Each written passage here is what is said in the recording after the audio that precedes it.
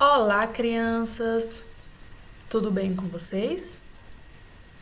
Na aula de hoje, vamos conhecer mais sobre o gênero textual. Conto. O conto é um gênero caracterizado por ser uma narrativa literária curta, tendo começo, meio e fim da história, narrado de maneira breve, porém o suficiente para contar a história completa. Existem vários tipos de conto. Vou apresentar alguns. Conto de ação. A predominância é uma aventura, que é o centro da narrativa, unida aos personagens e desenvolvida com a problematização até o clímax. Conto de animais.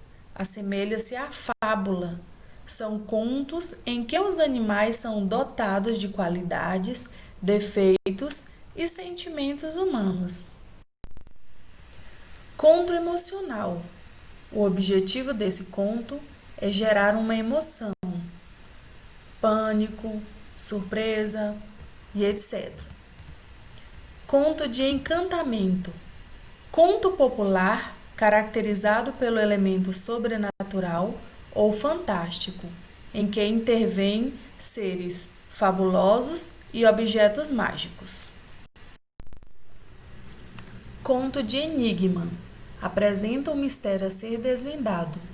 Por esse motivo, essas histórias geralmente apresentam a figura de um detetive ou de alguém que desempenha o papel de esclarecer um enigma, tornando-se um herói após desmembrar todo o problema. Conto fantástico. As ações dentro da narrativa são consideradas irreais, ou seja, que fogem da realidade, sobrenaturais. Conto de fadas. São narrativas que possuem personagens antigos, medievais ou folclóricos como fadas. Logo, são nesses tipos de conto em que a moral, ou seja, um ensinamento, é passado ao final da história. Agora, crianças, vou ler um conto de fadas bem conhecido: A Rosa e o Sapo. Era uma vez uma rosa muito bonita, que se sentia envaidecida em saber que era a rosa mais linda do jardim. Mas começou a perceber que as pessoas só a observavam de longe. Acabou se dando conta de que ao seu lado sempre havia um sapo grande e essa era a razão no qual ninguém se aproximava dela. Indignada com a descoberta, ordenou que o sapo saísse de perto dela imediatamente. O sapo, muito humildemente, disse: "Está certo. Se é assim que você quer."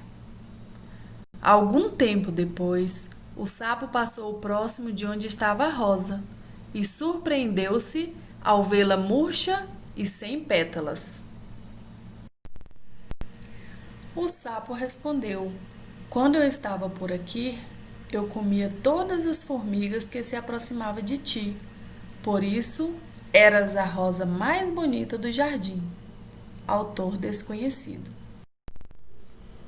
Então, crianças, vocês perceberam o ensinamento que esse conto nos traz?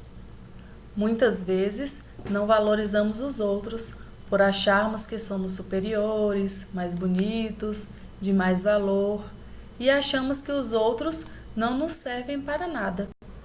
Deus não fez ninguém para sobrar neste mundo. Todos temos que aprender uns com os outros. Nunca devemos desvalorizar alguém. Pode ser que uma dessas pessoas que não damos valor nos faça um bem que nem nós mesmos percebemos. Que Deus nos abençoe e ajude a visualizar a beleza nos outros. E lembre-se também, principalmente, cada um de nós temos um valor insubstituível, talvez não visível aos olhos humanos, mas com certeza aos olhos de Deus.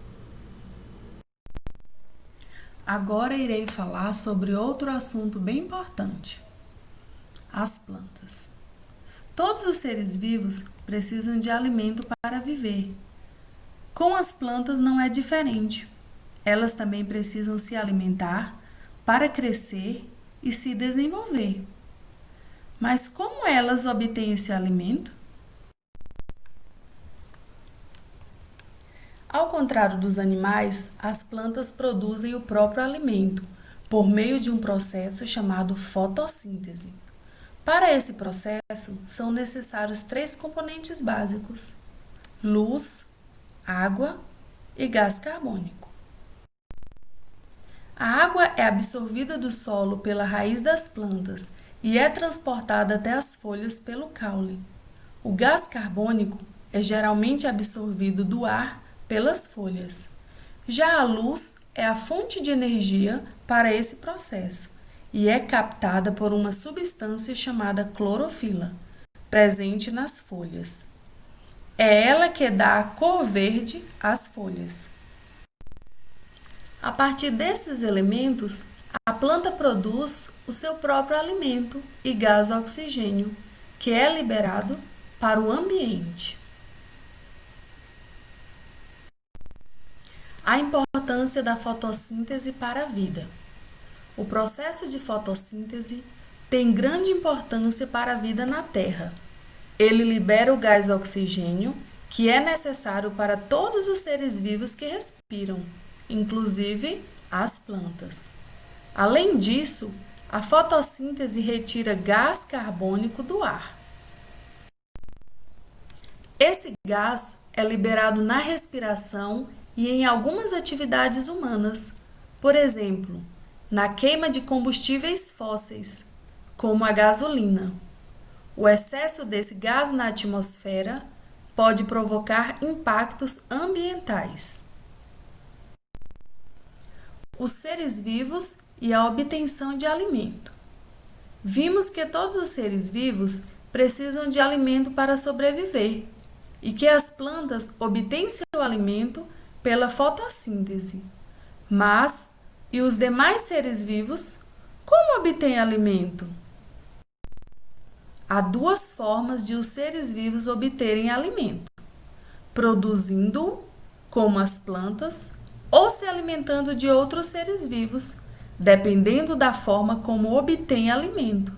Os seres vivos são classificados em produtores, consumidores ou decompositores. Seres produtores: as algas e as plantas dos ambientes aquáticos e terrestres produzem o próprio alimento por meio da fotossíntese. Por isso, são chamados de seres produtores. Smart Kids apresenta. Vamos entender um pouquinho mais Fotossíntese. sobre o processo da fotossíntese, assistindo esse videozinho. Como as plantas se alimentam, as plantas fabricam seu próprio alimento. Absorvem a luz solar em um gás, o gás carbônico. A luz solar e o gás carbônico unem-se à água, obtendo como resultado a glicose, que é um tipo de açúcar. Esse processo é chamado de fotossíntese. Vamos agora ver como se dá esse processo. A água é absorvida pelas raízes e atinge todas as partes da planta, chegando às folhas, que são o principal local onde se realiza a fotossíntese.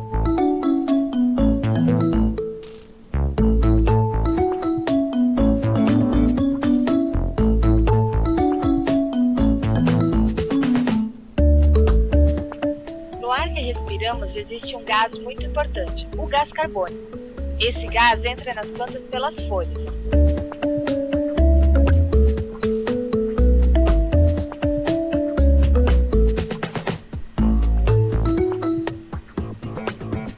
A luz do sol fornece energia para a formação do alimento da planta, um açúcar chamado glicose. O açúcar produzido pela planta é utilizado para a produção de energia. Todos os seres vivos precisam de energia para sobreviver. A energia é retirada dos alimentos.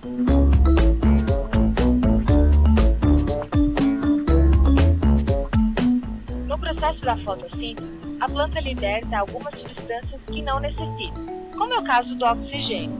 Este gás é fundamental para a respiração dos seres vivos.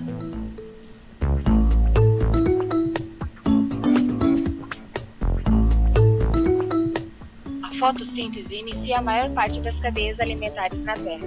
Sem ela, os animais e muitos outros seres seriam incapazes de sobreviver, porque a base da sua alimentação está nas substâncias orgânicas proporcionadas pelas plantas verdes.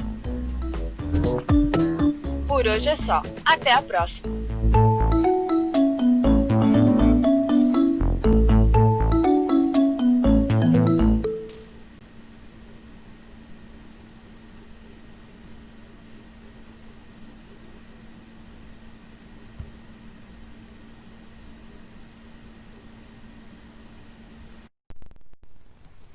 Seres consumidores.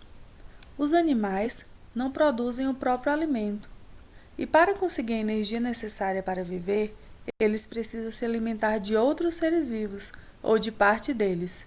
Por isso são chamados de consumidores. Animais herbívoros como o veado campeiro e carnívoros como a garça azul grande são consumidores. Seres decompositores. Algumas bactérias e fungos se alimentam de organismos mortos e restos de seres vivos, realizando o processo de decomposição. Portanto, eles são chamados de decompositores. Irei falar sobre cadeia alimentar. Lembram, crianças, do conto A Rosa e o Sapo?